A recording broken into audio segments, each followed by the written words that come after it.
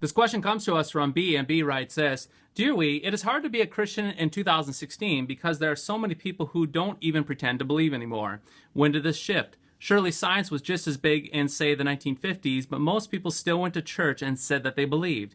When and how did this change? Thanks, B. B, great question. In order to answer your question, I'm reminded by a quote by David Kinnaman. He's the president and CEO of the Barna Research Group. He has some interesting data to answer your question. He says in his most recent book, You Lost Me, this is what he says: essentially, the boomers popularized the church dropout phenomenon. Research from the Gallup organizations that stretches back to the 1930s and 40s shows that young adults first began to look much different religiously from their parents during the 1960s. The data suggests that prior to then, reported church attendance levels were very similar across all age groups. In other words, during the pre-1960 years, 25-year-olds were just as likely to report weekly church attendance as were 65-year-olds. In the 1960s, however, the trends diverged and young adults began to show significant disengagement compared to older adults, a trend that has actually continued to this day. The implications is that the dynamic of church disengagement during young adulthood was crafted by the baby boomers. Now their kids and their children's kids are taking similar routes through faith in young adulthood. Now that, again, is from David Kinnaman. Now it's interesting to see that in the 1960s that there was actually that shift that occurred. So to answer your question, it was in the 1960s that this happened.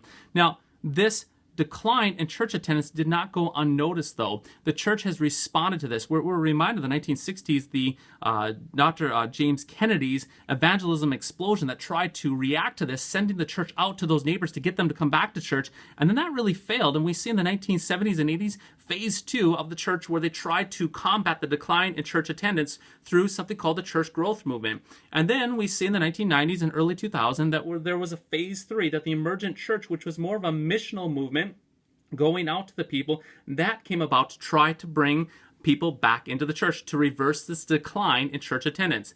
Now, needless to say, all three of these phases in the 1960s, 70s, 80s, 90s, and up to the 2000, the evangelism explosion, the attractional model of the church growth, the missional movement of the emergent church, they have all failed.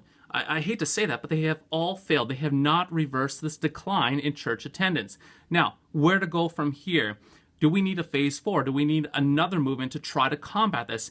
I'm inclined to say no. In fact, Kinnaman has a response to this, and he says in the very end, in the concluding parts of his book, he says this: after countless interviews and conversations, I'm convinced that the historic and traditional practices and orthodox and wisdom-laden ways of believing are what the next generation really needs. In other words, are we to go back to the pre-1960s era? We have to be careful that we don't go there. What we need to look at is we need to go back to the historic Christian faith. Yes, that faith that is unchanging. We need to go back to the confession of the word, go back to the sacraments, go back to that historical liturgy that has sustained the church throughout every generation on countless continents throughout the last several thousand years. So we have to be careful. We don't go back to the 1950s or 1940s. We go back to the word and the sacraments and the liturgy that has been consistent and stable throughout the last 2,000 years. So there you have it. There's your answer. The problem goes back to the 1960s and 70s. The church has tried to fix it through all these phases of evangelism. However, we don't need a phase four, and we don't need to go back to the 1950s. We need God's word and sacrament and his historical liturgy that delivers those goods to us. I hope that helps, and we'll catch you next time.